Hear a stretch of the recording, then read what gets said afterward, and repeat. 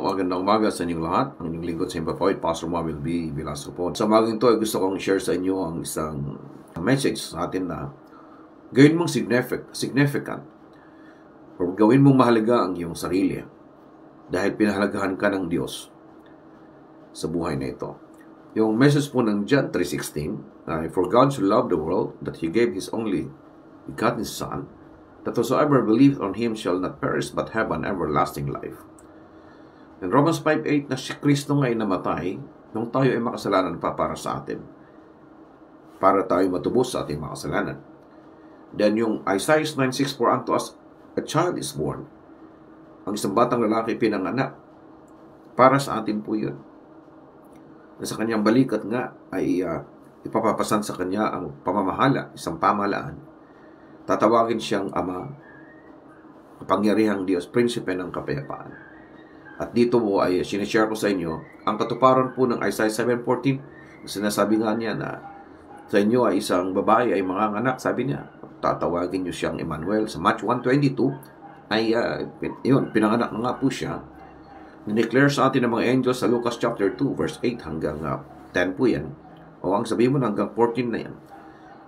Unang i-declare po ng mga angels sa mga pastol. At ang mga pastol, ang mga abang pastol, mga lowly people, ay nagpunta naman doon sa sabsaban. At sila nagpatunay na andun nga ipinanganak nga yung Kristo. At yung message nga po ng mga anghel ay andun na kasama-sama na. Huwag kayong matakot, sabi yan. Ako'y may dala-dala sa inyong magandang balita. At ano yung magandang balita? Si Kristo. Ang Kristo ay pinanganak sa bayan ni David. Sa inyo pinanganak ang Kristo, ang Misaya, si Kristo na Panginoon, sabi niya. At then after mga 1 year to 2 years ang nakalipas, inihayag naman ito sa kaalaman ng mga paham, ng mga wise men, doon sa Persea. Iran ngayon yan. Nakita nila, bagamat sila mga pagano, binigyan sila ng Diyos, ng biyaya, magitan ng pagbasa nila ng mga stars. Nakita nila na ang hari ng Israel ay pinanganak. Maliwanag na hindi nila nakita yung Misaya. Ang nakita nila ay hari ng Israel. Meaning, of course, yun ang naintindihan nila, pero hinanap pa rin nila. Kaya nga, sila tinawag na wise men dahil sila nga ay naging wise. At ayun na nga, lahat ngayon ang tumanggap sa Panginoon ay naging wise. After that, believing the Lord Jesus Christ, at tinanggap natin ang message na yan, ang Diyos ay nagkatawang tao, kay Kristo Jesus. Ano ngayon ang gagawin mo sa buhay na yan? Sa 2 Corinthians 5:17, sino man tumanggap kay Kristo siya bagong nilalang at ang luma niyang buhay na wala na. At behold, ito'y bago na. Galatians 2:20, hindi mo na pinapamuhay ang dati mong buhay, kundi ang bagong buhay mo ngayon ay si Kristo na nasa iyo, na siyang tumubos sa iyo. Binigyan niya ang kanyang buhay, ang kanyang dugo para sa iyo, para ikaw ay magkaroon ng kaligtasan. Ito ngayon yung bagong buhay natin na ito, in the new life in Christ, the holy life. Ito yung buhay na pumasok ka sa bagong buhay, nag-anak ng Diyos, naging anak ka ng Diyos through faith in Christ. Naging sundalo ka, so may digmaan kang pinasok ngayon. Ito yung digmaang espiritual, yung laban ng laman at ng mundo, laban sa bagong mong buhay kay Kristo. Ano ngayon ang gagawin mo? Kailangan po natin magkaroon po ng understanding ng ating new life. Mayroon tayong rest na mahinga na po tayo sa kahanap ng katotohanan.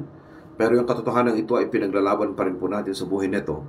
Kasi pipilitin ng mundo, pipilitin ng kaaway na ang katotohanan nasa atin ay mapalabo, hindi natin magamit, at mawalan tayo ng selbi sa buhay nito. Hindi po natin papayagan yan. Una, yung skills and hard works mo will make you significant, sabi niya. Yung skills na binigay sa iyo,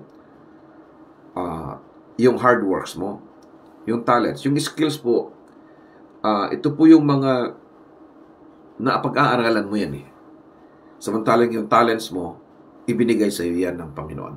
Okay? So yung talents, i-develop mo na lamang yung talents mo. Samantalang yung skills, yun yung mga abilities mo na natututunan mo. So kailangan mo na yung andyan nang ibinigay sa iyo ng Diyos ng talents. May lahat po ng tao, mayroon pong natural talents na ibinigay sa ating lahat. Hindi ho may pagkakailayan. Maaring hindi ho pare-parehas. Pero ito pong tiyak niyan.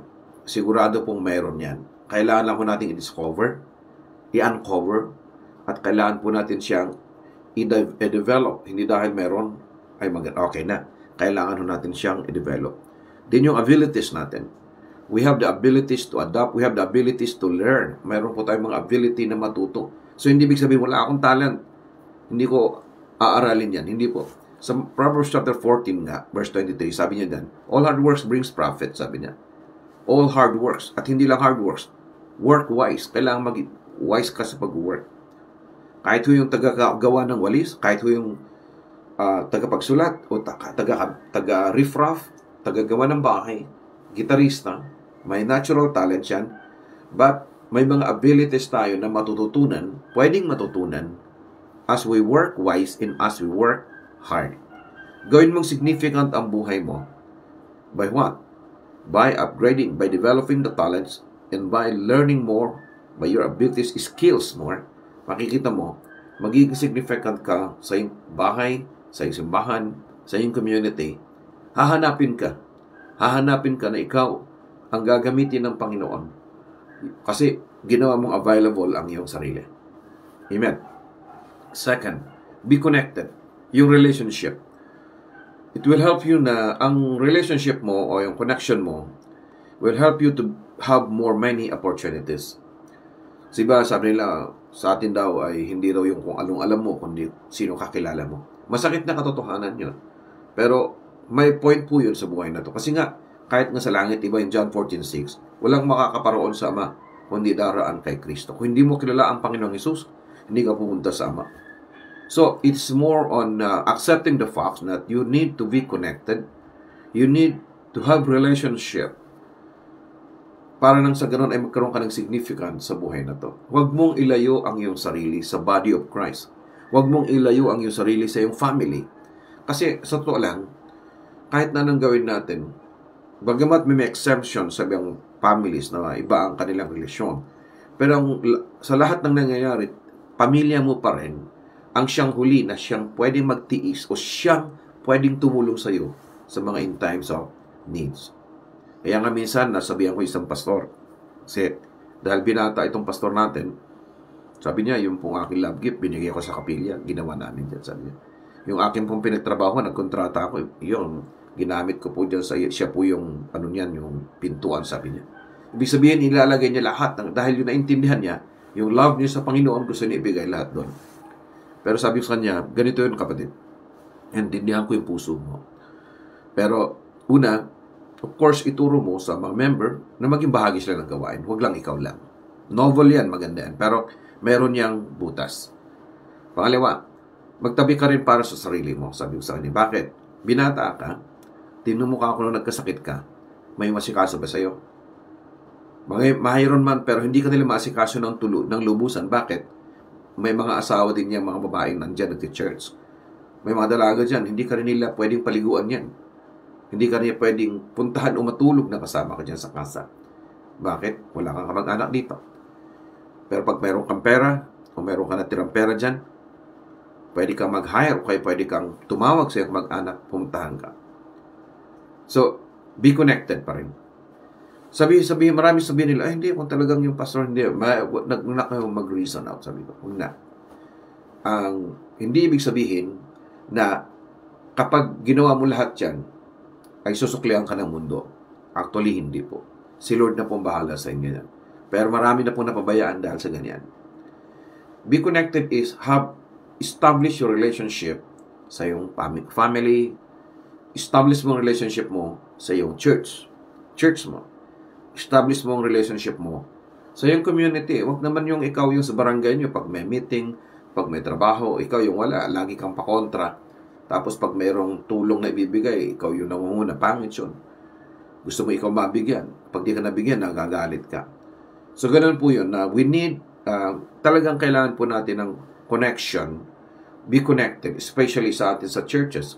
Be connected to other people, sa other churches, sa other pastors. Kung pastor ka, dapat connected ka sa mga ibang kamanggagawa.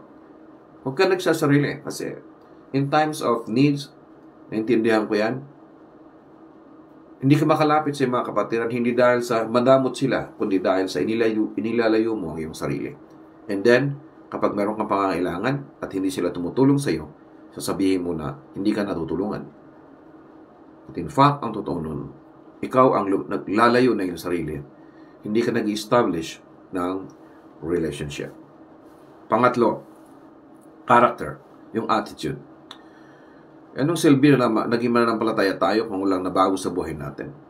Masungit ka pa rin, chismoso ka pa rin, o unpredictable yung character mo, magagalitin ka, nagsisisigaw ka, yung padabuglat ang sinasabi mo, hindi ka nagsasabi na nakaka-edify sa nakakarinig, sa tahanan, sa simbahan, sa barangay, o sa trabaho mo. Attitude is more than doon sa totality ng iyong kayamanan, totality ng iyong connections actually, no? Character, sabi nga, madalas nyo pa kung nga yung your attitude, not your aptitude, will determine your altitude. Dinagdagan pa ng iba dyan Kailangan daw yung latitude pa, yung paluwang. Yung ito raw mag-determine ng ating yung attitude natin, yung aptitude, yung taas, then yung latitude, yung lawak ng ating buhay. Of course, kanya-kanya tayo ng tinatawag na temperaments. But temperaments ay hindi dapat pagbasihan ng ating pagkatao. It must be, isubdue ito ng power ng Holy Spirit. You must be baptized by the Holy Spirit, with the Holy Spirit. Para sa ganon, yung ating temperaments ay ma-overrule ng pag-ibig ng Diyos, ng gawain ng Holy Spirit. Ibig sabihin nito, kung temperaments mo ay masyado kang magagalitin, pag ikaw ay napuspos ng banal na Espiritu, bababa yan at ang pag-ibig ng Diyos. Hindi ka na i-roll out ng yung temperaments. Mali yung sinasabi natin, ganito na ako wala kayong magagawa kung ganito ako. Ibig sabihin, hindi ka binago ng Diyos pag ganon. Kapag dati ka mahiyain, bibigyan ka ng tapang ng Diyos. Kapag dati ka natatakot, bibigyan ka niyang tapang magsalita. Kung inconsistent ka, magiging consistent ka. Yun ang ginagawain ng Holy Spirit sa buhay ng tao. Kapag ikaw ay baptized ng Panginoon, ng kanyang salita at ng kanyang power, ng kanyang Holy Spirit, magkakaroon ka ng panibagong temperaments. Ito ay yung temperaments ng Holy Spirit, yung presence ng Holy Spirit sa buhay natin. Dati laging judgmental. Makokontrol mo na yun dahil meron ng power to control. Kaya na niya i-filter yung utak mo. Dati masyado kang critical sa ibang tao. Ngayon, bibigyan ka niya ngayon ng power to appreciate people. Diba? Di ba mas maganda yung kung minsan, mas madali nating i-criticize ang iba. Pare-parehas tayo dyan. Pero kapag ang Holy Spirit na sa atin, we can choose. Pwede nating piliin na i-appreciate instead. At tingnan natin yung positibo sa ibang tao. Sa halip na kung ano ang merong mali sa kanila. Of course, pwede nating itama, pwede natin silang pag-pray, pwede natin silang tulungan doon, maka-overcome. But yung attitude natin ay kapag ang nangyari, ganito na ako ganun na ako talaga, magagawa nyo. Hindi ka pa binago ng Panginoon kapag ganun, kapatid. Hindi pwedeng sabihin ng isang Christian na ganito kasi ang temperaments ko. Ganito, mahihain talaga ako kaya ako nagtatago Nagkukulong ka. Tapos cellphone mo lang kausap mo. Mag-isa mo lang parate. Hindi ka nakikipagkapwa tao. Hindi ka kayang ipalibing ng cellphone mo. Hindi ka kayang tulungan ng cellphone mo kapag ikaw ay naatake sa puso o kaya kinagat ka ng aso. Kailangan mo ng ibang tao. Kailangan natin ng ibang tao. So be connected. Amen. Sabi niya attitude sa Matthew 23:12 ang nagpapakababa ay itinataas ng Diyos. And lastly, your faith. Ito yung grace at work. Yung faith mo sa Lord can give you a destiny and eternity. Sa Ephesians 2:8 nga, sabi na, for by the grace of God, kayo ay naligtas at tinanggap nyo ito sa pamamagitan ng pananampalataya. Hindi ito sa inyong magbuting gawa. Para wala tayong pagmalaki. Sa verse 10 naman, ito yung dahilan ng grace ng God sa atin na tinanggap natin sa faith is for us to verse 10. Para tayo gumawa ng mabuti dahil ito yung inilaan ng Diyos na ating gagawin para gumawa tayo ng mabuti. Hindi para magpakabait lang. Hindi po. Actually, huwag ka magpakabait sa buhay na to kasi pag mabait ka, abusuhin ka. Ang sinasabi niya, magpakabuti tayo. Gumawa tayo ng mabuti. Amen. I'm praying na yung mabuti ang ating gagawin. Kasi kapag nga naging mabait ka masyado, inaabuso tayo ng tao. Pero maging mabuti ka sa iyong kapwa. Paano yun? Minsan may mga bagay na hindi dapat ibigay dahil hindi makakatulong sa kanila. Hindi ito makakapag-encourage sa kanila. May mga bagay na dapat mong tanggihan. May mga bagay na hindi mo dapat gawin sa ibang tao kasi hindi nakakatulong sa kanila. At by then sa buhay na yan, kailangan nating ang faith na to na ibinigay sa atin ng Diyos through His grace at ang grace na yan na nagtatrabaho sa atin, may kakaiba po. Lahat ng tumanggap sa Panginoon, aminin natin at hindi, there's the word favor of God. Tataka ka, papasok ng trabaho, tinanggap ka, hindi tinanggap yung iba. Yung iba, nag-apply sa abroad o nag-apply ng visa, sometimes, tataka ka, yung iba, napagbigyan, ikaw hindi. There is always an understanding na kumikilos si Diyos according doon sa will niya, sa purpose niya. At kapag hindi nangyari sa iyo, ang kaibahan ng believer, maging masakit man sa iyo, pero tinatanggap mo yun at iba pa rin ang will ng God. Hindi ka nagpapakamatay, hindi ka nagwawala kapag hindi naibigay yung kailangan mo o yung gusto mo. Mag-abroad ka, o kaya nag-apply ka ng visa, hindi ito na-aproban, then you will always say, praise the Lord. May ibang plano ang Panginoon. Nag-business ka, hindi ito nag-click, hindi na-bankrupt, bagamat masakit sa iyo, pero sabi mo, I praise the Lord. God knows better. Amen. Nag-school ka, nagtapos ka, nag-exam ka, bumagsak ka, tinataas mo ang kamay mo. Bagamat nasaktan ka, but still sabi mo, Lord, there is something better para sa akin. Ganon po yung faith eh.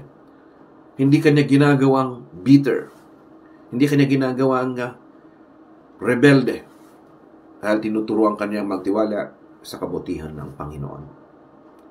So, we have to learn that living by faith is living in the love of God in Christ Jesus. Trusting the hands. Pinagkakatiwalaan mo yung kamay ng Diyos. Masakit man kung minsan ng ibang bagay, pero pwede mo pagtiwalaan ng Panginoon. Amen.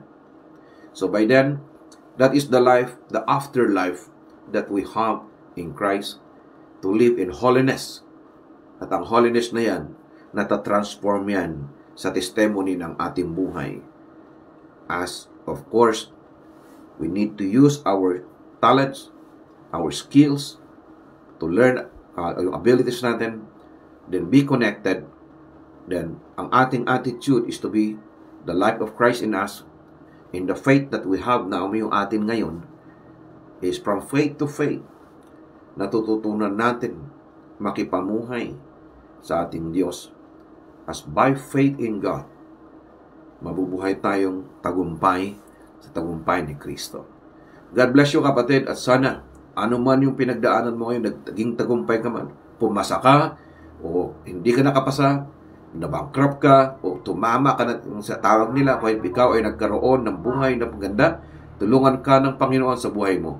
At ikaw ay magtatagumpay at nagtagumpay na nga sa pangalan ng ating Panginoong Hesukristo. Magandang tanghali, magandang umaga, magandang gabi sa lahat po na naabot po ng ating live sa ngayon. Mahal ka ng Panginoon. Ayaw kanyang maging talunan. At feeling mo man naging talunan sa year na to, wag ganon. Christian ka eh. So dapat, by faith, declare mo yung para sa iyo, ang tagumpay ni Kristo sa pangalan ni Jesus. Amen. God bless you po.